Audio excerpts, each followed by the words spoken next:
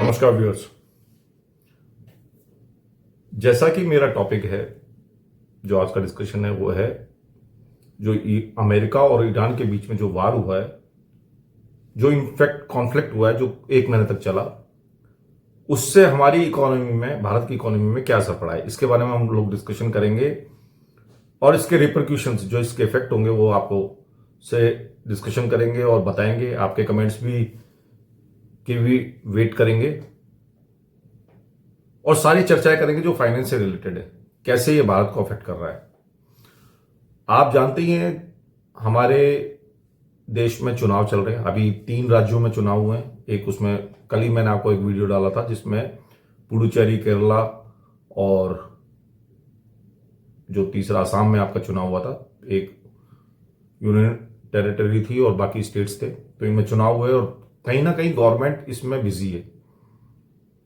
और अब आने वाले समय में वेस्ट बंगाल में चुनाव होंगे।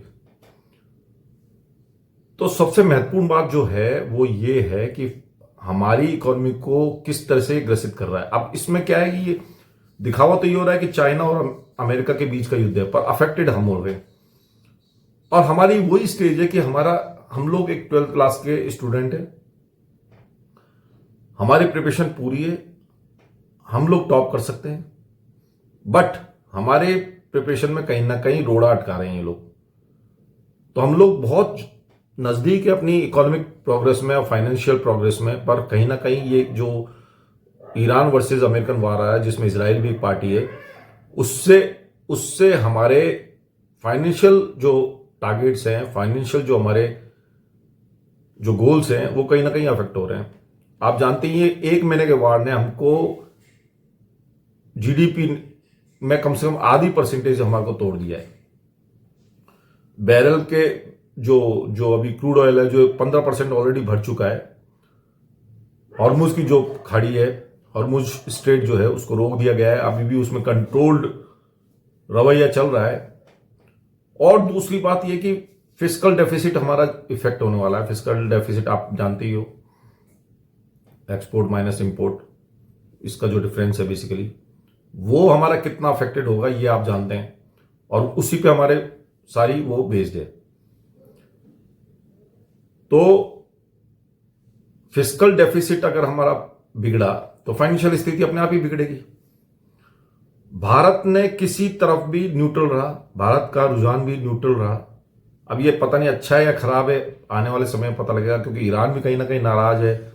और ईरान का सपोर्ट ना करना भी, कुछ दिन तक, 4-5 दिन तक, युद्ध के 4-5 दिन तक भारत ने कोई अपना रिएक्शन नहीं दिखाया। रिएक्शन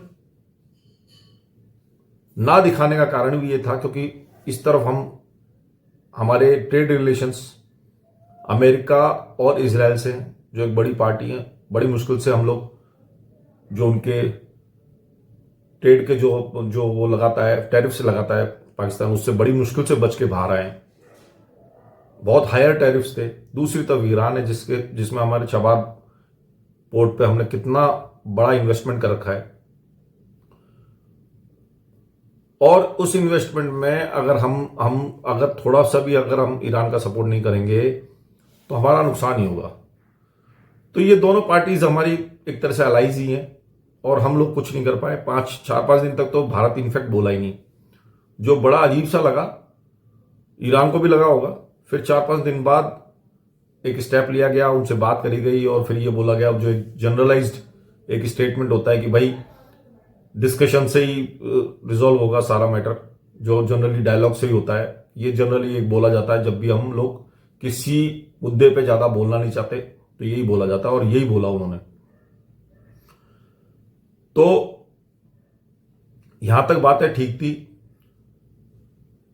भारत ने कहीं पार्टिसिपेट नहीं किया। चाइना पूरा सपोर्ट कर रहा है ईरान को और अमेरिका इजराइल को सपोर्ट कर रहा है, ये सबको पूरे वर्ल्ड वाइड पता है। हमारी ग्रोथ रेट भी घट चुकी है इस 1 महीने की वजह से। हालांकि शेयर मार्केट उठा है, पिछले 1 साल में कोई रिटर्न आया नहीं।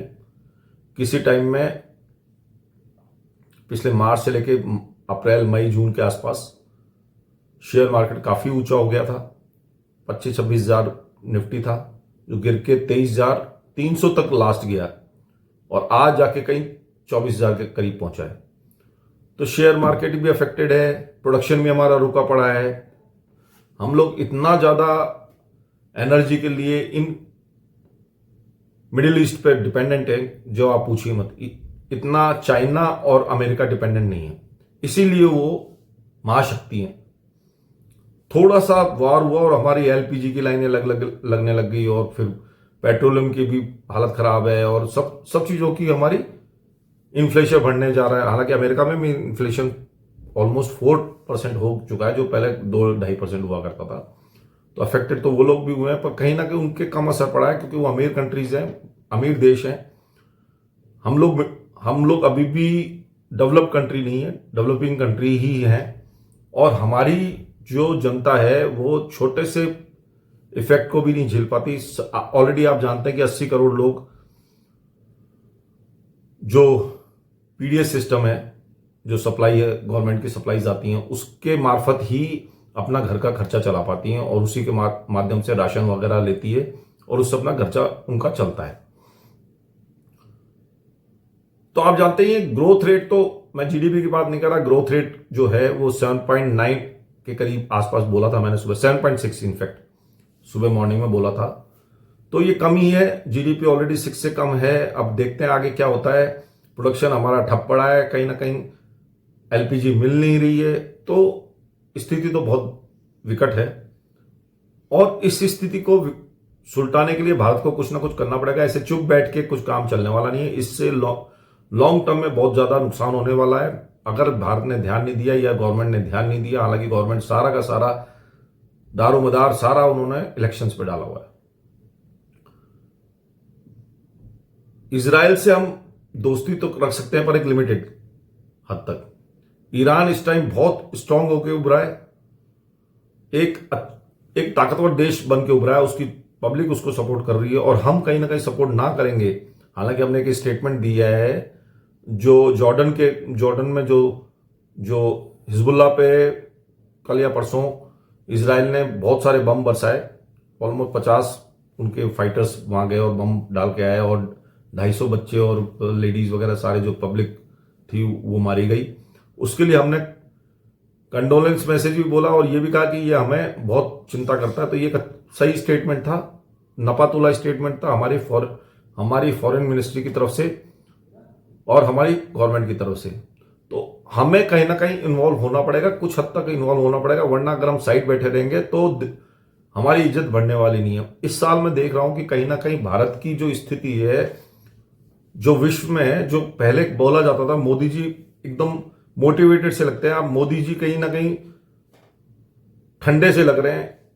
पूरा गवर्नमेंट एकदम ठंडी सी लग रही है, कोई ज्यादा दिख नहीं रहा, उनमें मोटिवेशन भी नहीं दिख रहा, और कहीं कुछ दिख भी नहीं रहा। आजकल मोदी जी बाहर घूमने भी नहीं जा रहे, क्योंकि यहां पे इलेक्शंस हैं, तो कुछ पता नहीं चल रहा कि देश का क्या हालत है। और हम लोग, एक छोटी सी चीज भी हमारे यहां होती है तो हमारा पूरा देश हिल जाता है। ये चीज है, कहीं ना कहीं हमारी कमजोरी महसूस कराती है। तो ये हमारी इकोनॉमी की स्थिति है। कुछ हमारी जो बैकबोन थी आईटी, वो सेक्टर भी डाउन चल रहा है। आईटी के डाउन चलने से हमारी जो हमारा एक्सपोर्ट हुआ करता था वो डाउन चला गया। आईटी में एआई का इन्वॉल्वमेंट आ गया, तो एआई का इन्वॉल्वमेंट आने से बाकी कंट्रीज ने भी हाथ मारना स्टार्ट कर दिया। हमारा जो चंक था, हमारा शेयर जो था एक्सपोर्ट में, वो भी कहीं ना कहीं कम होने लग गया। अब जब तक एआई में इन्वेस्टमेंट नहीं होगा, एआई में वर्क नहीं करने लगेंगे लोग बाग, हमारे स्टूडेंट्स या हमारे जो एम्प्लॉयज हैं या जो भी हमारे ह्यूमन रिसोर्स है उसने वर्क करना स्टार्ट नहीं किया, तो आईटी सेक्टर उठने वाला नहीं है। तो ये बातें हैं। और बाकी प्रोडक्शन तो अभी लो ही है, जब तक एलपीजी की पूरी सप्लाई नहीं। इवन होटल चेन जो है वो ठंडे पड़ गए, और बहुत सारी चीजें हैं, आराम से घरों में एलपीजी नहीं मिल पा रही है। तो एक छोटी सा चिंगारी भी हमारे जैसे देश को हिला देती है। कुछ लोग सोच रहे थे कि पाकिस्तान के साथ इंडिया युद्ध करने जा रहा है, बाकी ऐसा कुछ भी नहीं था। और पाकिस्तान ने एक लाइमलाइट, एक अपने आप को लाइमलाइट में रख लिया है, बीच में मध्यस्थता करने के कारण ट्रंप का वो चेला बना हुआ है, और कहीं ना कहीं वो अपने 51 कंट्रीज जो मुस्लिम कंट्रीज है उसमें तो कहीं हीरो बन ही गया है। और हालांकि इजराइल ने साफ मना कर दिया कि ये बेकार देश है, तो इससे देखते हैं, लेट्स सी कि आने वाला समय क्या होता है। पाकिस्तान का कॉन्फिडेंस तो बढ़ा ही है। पहले भी उसने जो अपना ये ऑपरेशन सिंदूर था उसमें झूठी वो करके अफवाहें फैला के और ये शो कर दिया कि हम जीते हैं, और हमने 7 हवाई जहाज गिरा दिए, फाइटर्स गिरा दिए जिनको वो तैयारे बोलते हैं। तो 7 फाइटर्स वो ऑलरेडी गिरा चुके। ये बात उन्होंने जग जाहिर कर दी, और कहीं ना कहीं चाइना के बहुत सारे प्लेन्स जो फाइटर्स हैं वो बिकवा दिए और पैसा कमा लिया। और वहां कहीं ना कहीं हमारी जो गवर्नमेंट थी वो नाकामयाब रही, क्योंकि झूठ बोलना भारतीयों की आदत नहीं है, पाकिस्तान की पूरी आदत है, 100% आदत है। तो उन्होंने जो सोशल मीडिया पे जो गेम खेला, सोशल मीडिया पे वो जीत गए, युद्ध को ही जीत गए। बाकी वो हारे, जीते या नहीं जीते, पर सोशल मीडिया पे वो जीतने का पूरा उन्होंने एक पूरा व्यू रचना कर ली। तो हम लोग बात कर रहे थे इकोनॉमी के बारे में, भारत की इकोनॉमी के बारे में और ईरान की इकोनॉमी के बारे में। हमें कहीं ना कहीं रिलेशंस तो ईरान से अच्छे रखने पड़ेंगे अगर आगे आने वाले समय। सबसे बढ़िया तेल अगर कोई आता है, क्रूड ऑयल की जो क्वालिटी है वो ईरान की है। ईरान के साथ हमारे रिलेशंस अगर अच्छे रहेंगे तो हम लोग कहीं ना कहीं अफेक्टेड नहीं रहेंगे। वैसे भी हमारे सोशल, पॉलिटिकल, कल्चरल रिलेशन से ईरान के साथ, अमेरिका से जुड़ते नहीं है, ईरान के साथ जुड़ते हैं। पर ईरान के साथ जोड़ते ही इजराइल टेढ़ी आंखें दिखाने लग जाता है। और एक बात मैं आपको बता देना चाहता हूं कि ईरान इस टाइम स्ट्रांग पोजीशन में है। ईरान किसी से दबा नहीं हुआ। ईरान एक उभरती हुई महाशक्ति है, और देखना आने वाले समय में वो वैसी न्यूक्लियर बॉम्ब बना रहे हैं और वो बना लेंगे। वो किसी से रुकने वाले नहीं है। वो पहले भी छुप के काम कर रहे थे, वो आगे भी छुप के काम करेंगे, और अमेरिका कहीं ना कहीं झुक गया है। तो फाइनेंशियल स्थिति की यह हालत है। आप देखते हैं इस क्वार्टर में कैसा रिजल्ट आया है। रिजल्ट कोई खास अच्छा नहीं है। शेयर मार्केट उठा है तो वो बहुत ज्यादा नीचे था। पिछले 1 साल में कोई इनकम नहीं आई है शेयर मार्केट से। इस साल आने के चांसेस हैं, पर बहुत ब्राइट ये 2026 जो साल है वो बहुत ब्राइट दिख नहीं रहा फिलहाल अभी तो, जिस हिसाब से युद्ध चल रहा है। हालांकि रशिया और यूक्रेन वॉर में रशिया ने पैसा अच्छा कमाया, और चाइना तो कमा ही रहा है, और अमेरिका स्ट्रांग कंट्री है। हम लोग कहीं ना कहीं जो हमारी इनकम्स है, हमारे जो कमाने की क्षमता है, वो कहीं ना कहीं कमजोर होती जा रही है, क्योंकि उसका कारण है पावर की शॉर्टेज। और हमारा कहीं ना कहीं पावर के लिए हम लोग, या जो हमारी पावर की जो रिक्वायरमेंट है वो क्रूड ऑयल से ही पूरी होती है, और वो कहीं ना कहीं अफेक्टेड हो रही है। इस कारण से भारत को बहुत ज्यादा फायदा नहीं हो रहा। हालांकि फायदा हुआ था जब भारत ने इंपोर्ट किया था, वो बहुत अच्छी स्ट्रेटेजी थी, पर उसका सारा जो क्रीम थी, जो उसमें मलाई थी, वो सारा तो अडानी अंबानी खा गए, क्योंकि सारा क्रूड ऑयल उन्होंने ही सही साफ किया और बेचा भी उन लोगों ने। तो उसमें भी कहीं ना कहीं इंडियन इकोनॉमी को फायदा नहीं हुआ। अब ये आप कह सकते हैं कि कृपा थी गवर्नमेंट की उनके ऊपर। तो ये सब बातें हैं। अब समय आ गया कि किस तरह से इससे उभरे, नहीं तो हमारी इकोनॉमी में ही अफेक्ट होगा, और हमारे हर बंदे पे उसकी पर कैपिटा इनकम जो होती है हर भारतीय की, वो अफेक्टेड होगी। अमीर लोगों को ज्यादा फर्क नहीं पड़ेगा, गरीब लोगों को बहुत ज्यादा फर्क पड़ेगा, मिडिल क्लास को बहुत ज्यादा फर्क पड़ेगा, और सब लोगों को फर्क पड़ेगा इस युद्ध से।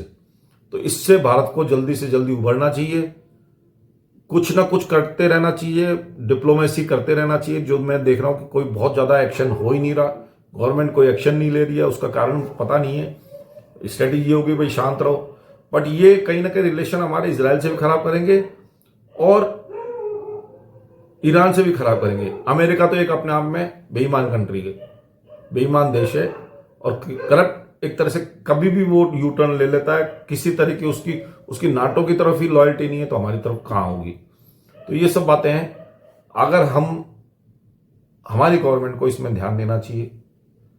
हालांकि कहा यह जा रहा है, अब कितना सच है कितना झूठ है वो टॉल लेंगे। अब जो भी हॉर्मुज जो स्ट्रेट है उसमें से जो भी जहाज गुजरेगा, अब तो वो ये भी कहने लगे कि हमारी वहां पे कुछ जो माइंस होती हैं, लैंड माइंस होती हैं, या जो बॉम्ब्स होते हैं, वो कह रहे हैं कि हमने लगा दिए साहब उधर हॉर्मुज स्ट्रेट में, अब हमें पता ही नहीं कहां पड़े। अब किसी भी जहाज को जिसने अरबों खरबों रुपए लगा रखे हैं, वो कैसे उस जहाज को वहां से गुजरेगा, क्योंकि एक बम पूरे जहाज को ध्वस्त कर सकता है, खत्म कर सकता है। तो ईरान का ये स्टेटमेंट भी बड़ा अजीब सा स्टेटमेंट है, और बहुत ही इर्रेस्पॉन्सिबल स्टेटमेंट है। अब ऐसे में भारत भी डरेगा, भले ही वो हमसे टॉल ले या ना ले, पर कहीं ना कहीं भारत अभी अपने जहाज निकालने में डरेगा। तो ये सब बातें थी। बाकी शेयर और सब्सक्राइब करना ना भूलें, यही मैं आपसे रिक्वेस्ट कर सकता हूं, गुजारिश कर सकता हूं, जिससे कि आपको कुछ ऐसे टॉपिक्स पर लाएं जो जनरली मीडिया कवर करता नहीं है। तो मैं आपका दोस्त, आपका होस्ट मयंक नरूका आपसे रिक्वेस्ट करता हूं कि आप सब्सक्राइब करिए, शेयर करिए और मेरे चैनल को लगातार देखिए और कमेंट देना ना भूलें। मैं आपसे गुजारिश करूंगा कि सब्सक्राइब जरूर करिए। बहुत बहुत धन्यवाद। शुभ रात्रि।